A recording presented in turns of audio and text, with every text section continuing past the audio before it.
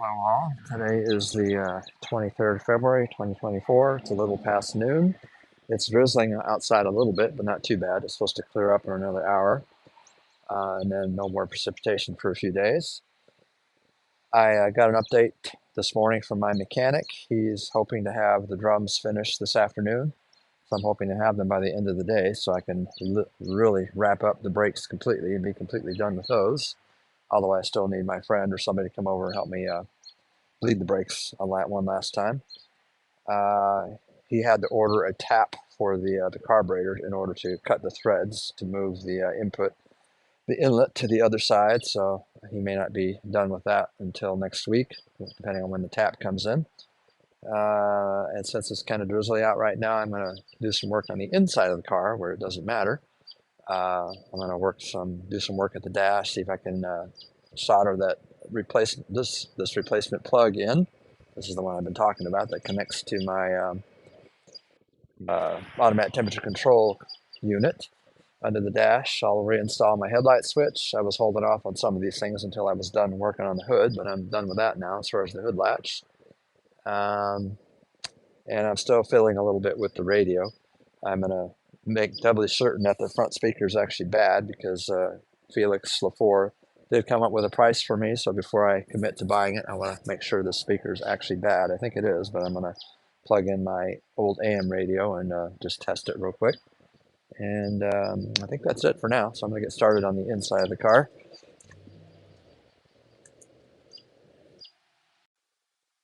All right, I'm working inside the car. I definitely determined that the old radio speaker was bad. I plugged in my new one with some jumpers just to test it out, and it worked fine.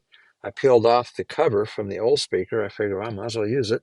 I guess it's just to keep debris from falling into the speaker. So I'll glue that on before I install it on the dash pad. I also installed my headlight switch, tested all my lights out. I was disappointed to find that my license plate light wasn't working, so I got to figure out that. And some of my little lights here that go behind the dash are not lit up or not reliably working. So I'm just going to replace all of them. I think the little contacts, tiny contacts that are on them, are old, and I would rather make sure everything is replaced and new. So let's see, I think I think I'm ready to repair that plug. This is the plug I've been talking about that's ruined. I apparently did a poor job when I was trying to separate it when I first was taking the car apart. So my replacement plug is somewhere around here. Oh, here it is in my pocket. So here's my replacement plug. First time I've actually tried to compare it, and I just noticed the, uh, the coloring of the wiring looks a little different, but could be because one's a 66 and one's a 67, but the plugs themselves are the same, so I'm not worried about that. I'll just splice this in using that new little kit that I have here. We'll see how that works. I'll just run an extension cord through my little vent window so I don't get any rain in the car. So I think I'm going to try that next. All right, this is my first attempt at this. I had to carefully prepare the ends. I didn't expose much wire because there's not a lot of room on those little splices there for soldering. So I put both ends in. The ends are laying on top of each other. Now I've got this little heat gun here. I'm just going to turn it on. I don't know how long it takes to heat up. Not very long, apparently. Yeah, it gets hot in a hurry. So I'll see how this goes. I don't think I can hold my camera and solder at the same time, so I'm going to turn it off and show you what the result is in a minute. So that's what the first one looks like after I used this little heat gun for a while. Got pretty hot. It definitely melted the shrink wrap or the plastic that's around that joint there. It seems to be holding it pretty firmly. I'm not convinced the solder actually melted and infused itself with the wiring, but it kind of looks like it did.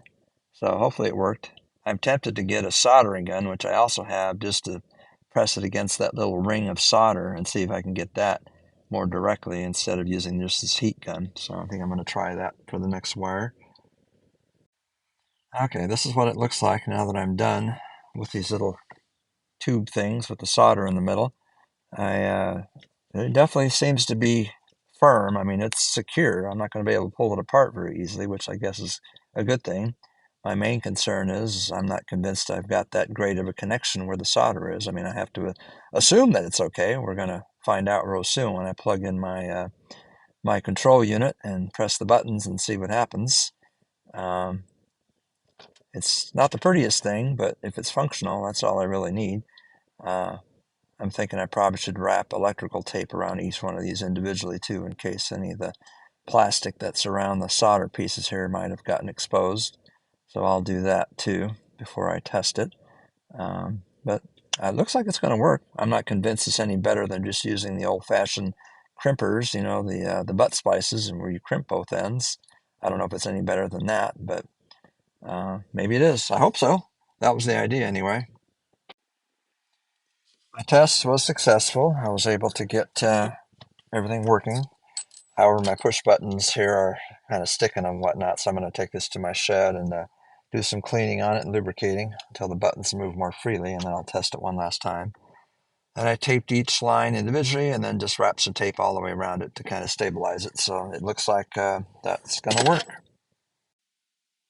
All right, I was able to clean up my push buttons and whatnot for my AC controls, but I realized I can't really put it in yet until I do the faceplate first. I'm actually working on getting a replacement. Somebody's got one for sale on eBay Marketplace, but I'm not sure I have the patience to wait for it. I have already reinstalled my speedometer. Just 3 screws hold that pretty thing in. 1, 2, and 3. And I've got the speedometer cable hooked up. And now I'm putting the hood assembly on and the faceplate for the speedometer. I tried to clean up this part as best I could, but it's got some bad pitting and whatnot from this car being left out in the open for too long. So I could only clean it up so much, but it's clean enough. It'll do for now. So it just sits in here pretty easily. What I really love about these old cars too is everything is metal, heavy duty. Of course, the cars are very heavy too, but everything is metal and held in place by screws and not clips and made out of plastic and everything. I just love that about these old cars. Once again, I had problems with my audio here. I had a malfunction with the AirPods, and when I got them working again, I didn't realize that my software wasn't picking up my voice. So the rest of the time, I'm doing a voiceover. I was just pointing out my new bulb pack that I got, quite expensive from Napa Auto Parts. I also received some stuff I ordered on Amazon, some drill extensions and wire brushes. The intent there is to use them inside the gas tank. Hopefully they'll reach deep enough in there to help me clean off some of that scaling and rust that's on the inside besides using the chemical cleaners. So that's what that was all about. I guess I spoke a little too fast. Those I replaced all of those in the dash. I think that's the next clip on top.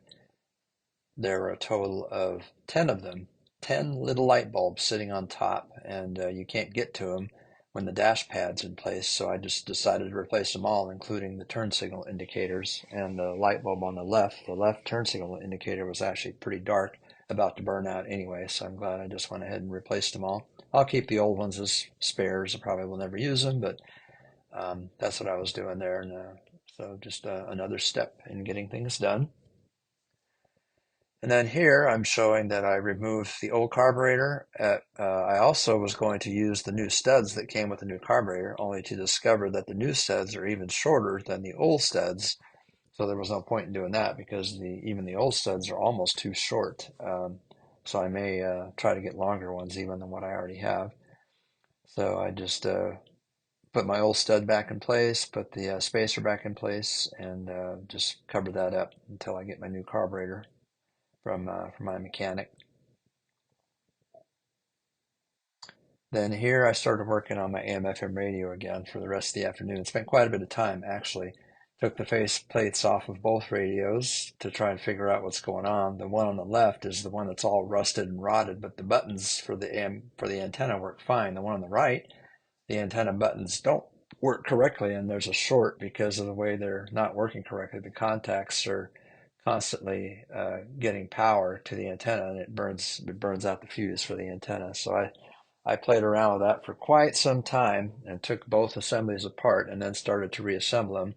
And I was struggling trying to figure out how to make it work right. And I didn't finish, but I plan on continuing that until I figure it out and get those buttons working right. And then also I noticed that somebody in the past had worked on this radio on the right and done some soldering and who knows what else they were doing. And the wiring there is kind of a mess. So I think I'm going to use the assembly on left on that one and just swap it over and try to make this work better overall. And that's kind of where I wrapped it up for the day.